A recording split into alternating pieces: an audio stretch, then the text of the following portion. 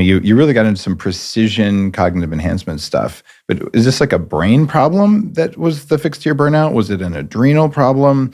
Was it meditation? Was it, getting a girlfriend? Like what fixes all that?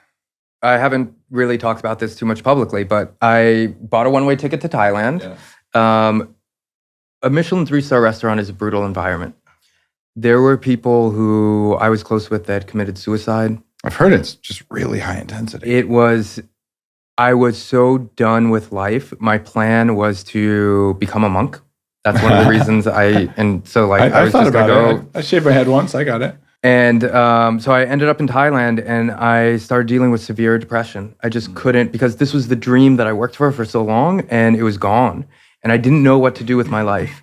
And that was the first time that I read PubMed and discovered clinicals, because I was in such a deep depression and I was in Thailand. I didn't know what to do. So I started looking up antidepressants. And I read a bunch of clinicals, chose one antidepressant. I forget what it was back then. Just in Thailand, you walk into a pharmacy, you buy it. Took it for a couple of months and it got me out of bed. It got me dealing with people. I spent a year in Thailand. I tried to start a nonprofit. I didn't know what to do with my life. And then I got to the point where I was healthy enough that I also ran out of money and failed at starting a nonprofit. And so I went to work on cruise ships. And that was my last role as a chef. I did it for about 2 years. The burnout there was a different type. So I would sign on to a ship. I would work 6 months straight, no days off, 7 days a week. There was, you talk about biohacking and sunlight and all of this. There was one rotation that I did in the production kitchens. So all of these are below deck. I would see the sun once a week. I would work from when I woke up in the morning. Sometimes we'd have to start work at like 4 or 5 a.m. if we had inspections, all the way till midnight. Sometimes I'd get a little break in there. And it was overseeing the butcher, the baker. I used to do ice sculptures on the ships. It was a very intensive environment. And the other thing that happened there was I was cooking a lot less. So my role was more managing people, supply chain, budgets, scheduling, and that started, hitting up against that ADHD barrier that I had. And so when I burned out from that, I know how. I had a boss on the ship who was a burned out investment banker who became a chef, which is crazy. And he taught me how to use Excel. He taught me how to do some of the basic business functions and mentored me. Mm-hmm.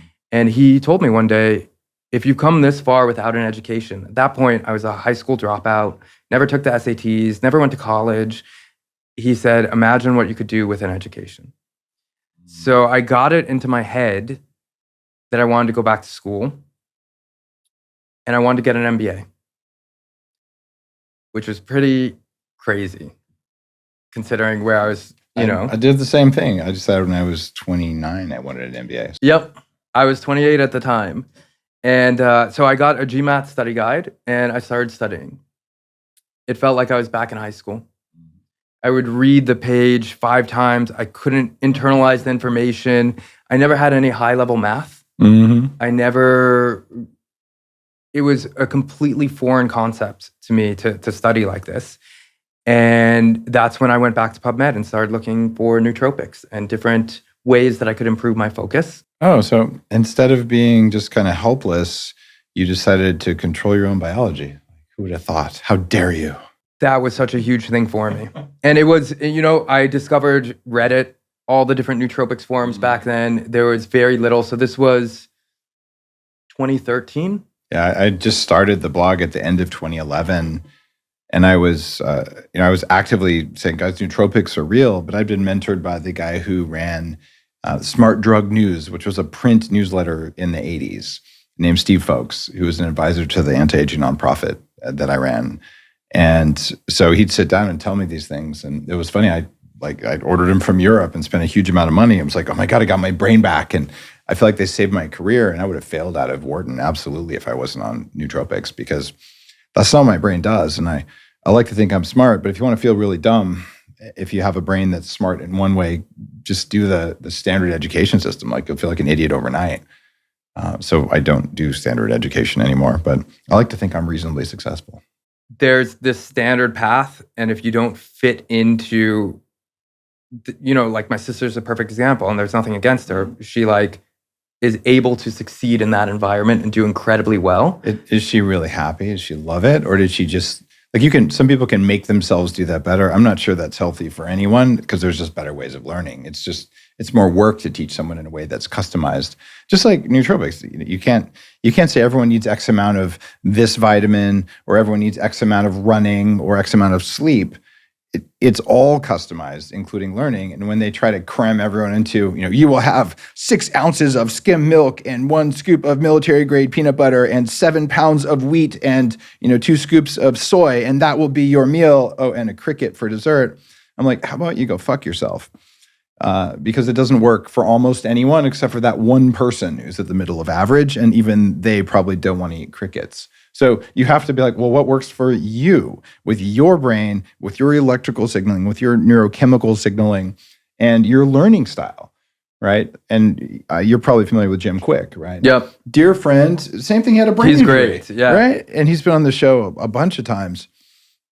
And on my stage at the biohacking conference so often, because same thing, like, okay, how is it that you can be successful, I can be successful, and everyone listening can be successful? It's because we changed our environment for learning and for the type of work we do so that it suits our strengths. And then we found teammates who could do the other stuff. So you've managed to do this for yourself, it sounds like. Exactly.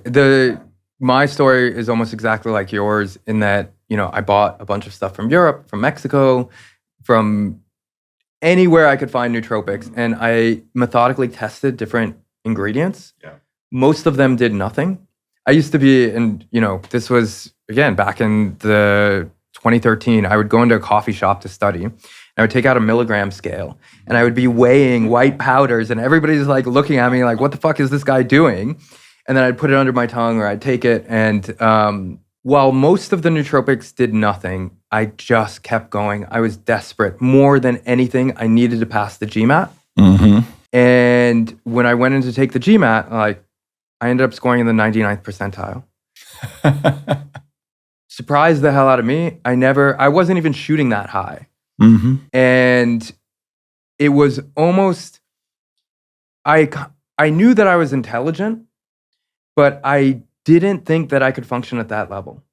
And once I was able to focus, everything else became easy.